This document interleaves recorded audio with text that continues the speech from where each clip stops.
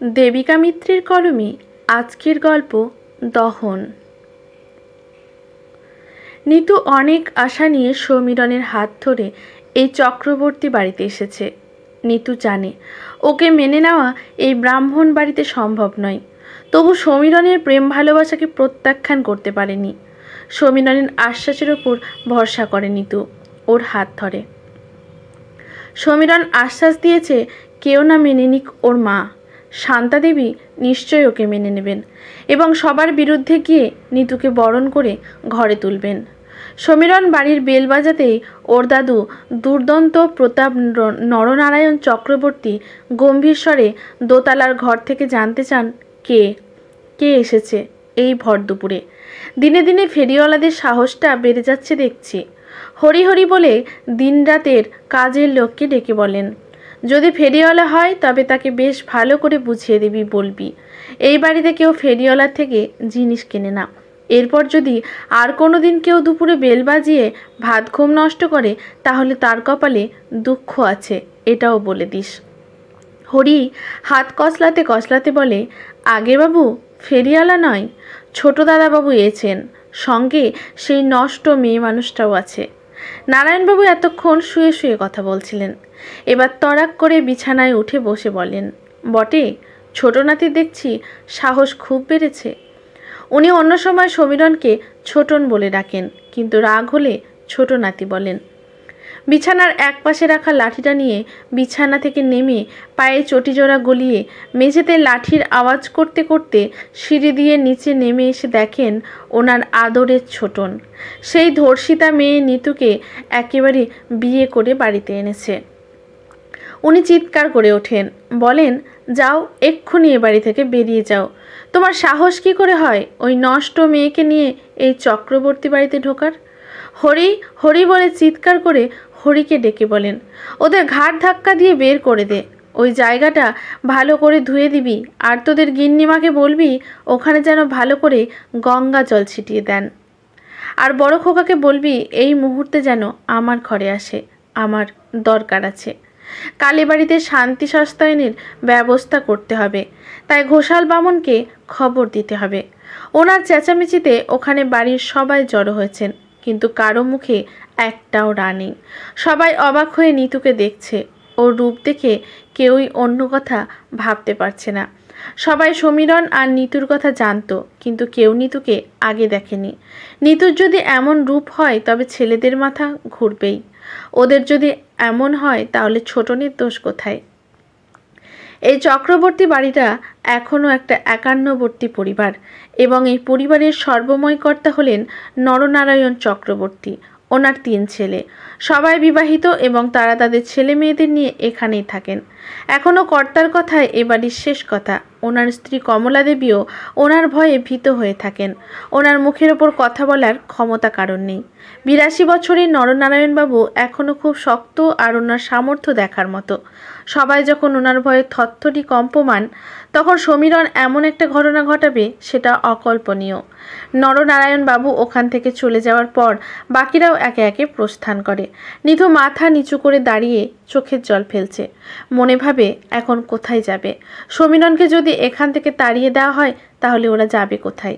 নিতুর বাপের বাড়ি খুব গরিব, তাছাড়াও নিতু এক ধর্ষিতা মেয়ে। ওদের পাড়ায় নিতুদের এক ঘরে করে রাখা হয়েছিল, আর সেটা দেখেই সমীরন বাড়ির কাউকে না জানিয়েই নিতুকে বিয়ে করে বাড়িতে নিয়ে আসে। নিতুকে সমীরন ভালোবাসে। নিতুর মনে পড়ে যায় সেদিনের কথা, যার জন্য আজও নষ্ট মেয়ে নামে এই সমাজে খ্যাত। কিন্তু ওর দোষ কোথায়? এই সমাজ তো ওকে নষ্ট করে দিয়ে নষ্টের তকমা এঁটে দিয়েছে। সেদিন বিকেলে অষ্টাদশে নিতু সমীরনের সাথে শীতলাতলায় দেখা করতে চায়। এটাই ওদের দেখা করার জায়গা। গল্প করতে করতে সন্ধ্যা নেমে আসে। শীতলাতলাটা একটু নিরিবিলি মতো, তাই ওরা মন্দিরের পুজোর পরেই বাড়ি যাবে বলে ওখান থেকে বেরিয়ে পড়ে। ওদের বাড়িতে সবাই জানে যে নিতু সমীরনের সাথেই আছে, তাই কোনো চিন্তাও করেনি। টিপ টিপ করে বৃষ্টি পড়ছে দেখে নিতুরা শীতলাতলা থেকে তাড়াতাড়ি বাড়ির পথে এগোয়। শুনশান রাস্তায় হঠাৎ করেই নিমুর দল ওদের আক্রমণ করে। নিমু হলো এক বাজে বদমাইশ ছেলে। যত রাজ্যের বাজে কাজের সাথে যুক্ত। ও কয়েকদিন ধরে নিতুকে বিরক্ত করছিল, কিন্তু নিতু ওকে পাত্তা দেয়নি। সেদিন সমীরণ নিতুর সম্মান বাঁচাতে পারেনি। সমীরণ বাধা দিতে গেলে ওকে মারধর করে গাছের সাথে বেঁধে রেখে ওর চোখের সামনেই নিতুর সর্বনাশ করে নিমুয়ার দলের 4 জন বদমাইশ ছেলে সেটা দাঁড়িয়ে দাঁড়িয়ে দেখে। সমীরণ অচেতন হয়ে যায়। নিতুও ওর অত্যাচারে সহ্য করতে না পেরে বেহুশ হয়ে পড়ে। পরে নচ্ছারগুলো ওদের ওখানে ফেলে চলে যায়। সারা রাত ওরা ওখানেই পড়ে থাকে। পরের দিন মন্দিরে পুজো করতে আসা মদন ঠাকুর ওদের দেখতে পেয়ে উদ্ধার করেন। সেই থেকেই নিতু নষ্ট মেয়ের তকমা বয়ে নিয়ে বেড়াচ্ছে। ওদের বাড়িকে পাড়ার প্রতিবেশীরা একঘরে করে রেখেছে। প্রায় কয়েক সপ্তাহ হয়ে গেল এই ঘটনার। দোষীরা সাজা পায়নি, তবে নিতু মোক্ষম সাজা পেয়ে নষ্ট মেয়ে হয়ে গেছে। সবাই ওকেই দোষ দিচ্ছে, অথচ দোষীদের শাস্তি দিতে পারছে না। নিতু লজ্জায় আত্মহত্যা করতে গিয়েছিল। সমীরণ তাই নিতুর ভার নিজের কাঁধে তুলে নিয়ে মন্দিরে গিয়ে সিঁদুর পরিয়ে দিয়ে বিয়ে করে নেয়। সমীরণ এখনও আশা নিয়ে দাঁড়িয়ে আছে মায়ের ঘরের দিকে তাকিয়ে। ঘটনাস্থলে সবাই এলেও সমীরণের মা কিন্তু আসেননি। সমীরণের দাদুর কথা মতো হরি 1 বালতি জল নিয়ে দাঁড়িয়ে আছে। ওরা চলে গেলেই জল ঢেলে জায়গাটা ধুয়ে দেবে। গলায় ঝোলানো গামছা দিয়ে হরি ক্ষণে ক্ষণে চোখের জল মুছছে। মুখে একটাও কথা নেই। অনেকক্ষণ মায়ের জন্য অপেক্ষা করে সমীরণ যখন নিতুর হাত ধরে বাড়ি থেকে বেরিয়ে যেতে উদ্যত হয়, তখন শান্তা বলেন, দাঁড়িয়ে যাও ছোটন, তুমি তো হেরে যাওয়া ছেলে নও। তোমার শরীরে যে আমার রক্ত বইছে, তবে তুমি কেন নিজের অধিকার ছেড়ে চলে যাচ্ছ? আমাকেও একদিন এ বাড়িতে যুদ্ধ করে প্রবেশ করতে হয়েছিল, আর এখনও প্রতিনিয়ত সংগ্রাম করে যেতে হচ্ছে এই সংসারের সাথে, নিজের মনের সাথে। এই যে সাংঘাতিক দহন জ্বালা, যে জলে সেই জানে। এইসব তো কিছু নিতু না জানলেও তোমার তো অজানা নয়। আসলে শান্তা অন্য জাতের মেয়ে ছিল বলে নরনারায়ণবাবু ওনাকে বউ হিসাবে মেনে নিতে চাননি।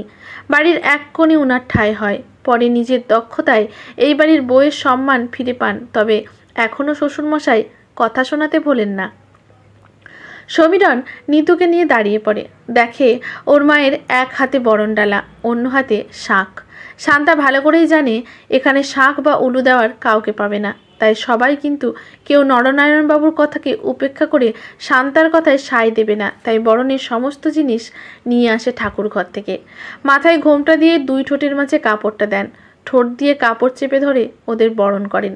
পরে বরণডালা এক পাশে রেখে শাঁখ বাজিয়ে উলু দিয়ে নিতুকে ঘরে তোলার তোড়জোড় করেন। ওপরের বারান্দায় দাঁড়িয়ে নরনারায়ণবাবু সব লক্ষ্য করছিলেন। যখন নিতুর হাত ধরে ঘরের মধ্যে নিয়ে যান, তখন ওপর থেকে তিনি হুঙ্কার ছাড়েন, খবরদার বৌমা, এরকম অনর্থ করো না। কিন্তু তাহলে?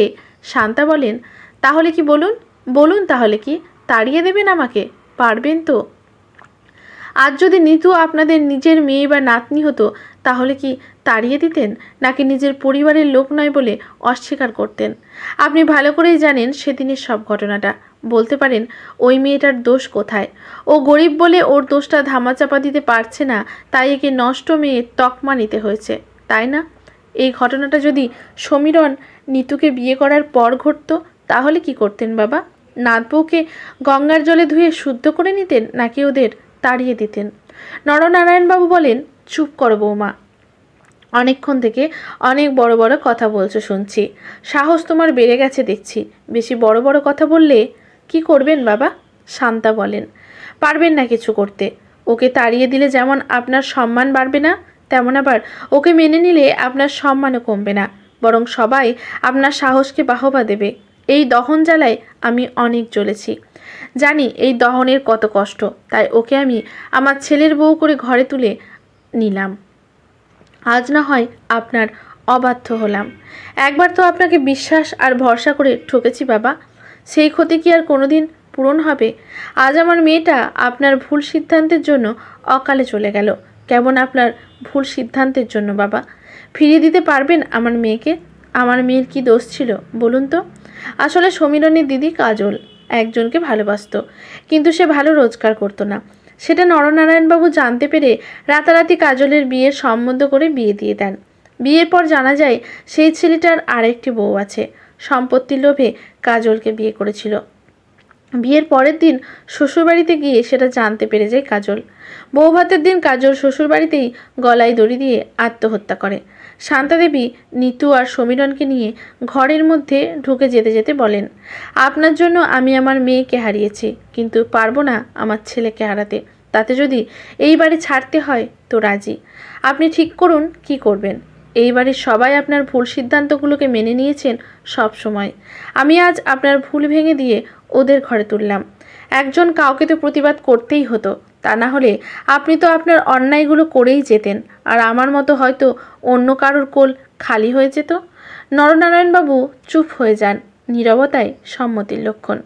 সেদিনের পর থেকে নরনারায়ণবাবু কিছুটা হলেও দমে যান এবং বাড়ির সবাই তাতে বেশ শান্তি পেয়েছে বলেই মনে হয়। নিতু এই বাড়িতে একটু আড়ষ্ট হয়ে থাকতো। লজ্জায় নিজের ঘর থেকে বের হতো না, কারোর সাথে মুখ তুলে কথা বলতো না, খুব ভয়ে আর লজ্জায় থাকতো। শান্তা দেবীর আদর ভালোবাসায় নিতু ধীরে ধীরে স্বাভাবিক হয়ে যায়। এই বাড়ির সবাই নিতুর ব্যবহারে খুব সন্তুষ্ট, নিতুকে সবাই খুব ভালোবাসে। তবে নরনারায়ণবাবু এখনও নিতুর মুখ দেখেন না, আর কথা বলা তো দূরের কথা। তবে তাতে এই সংসার থমকে নেই, সংসার আপন গতিতেই চলছে। বলতে গেলে এখন ওদের সংসার সুখের সংসার। আজকের গল্পটি এখানেই সমাপ্ত। গল্পটি যদি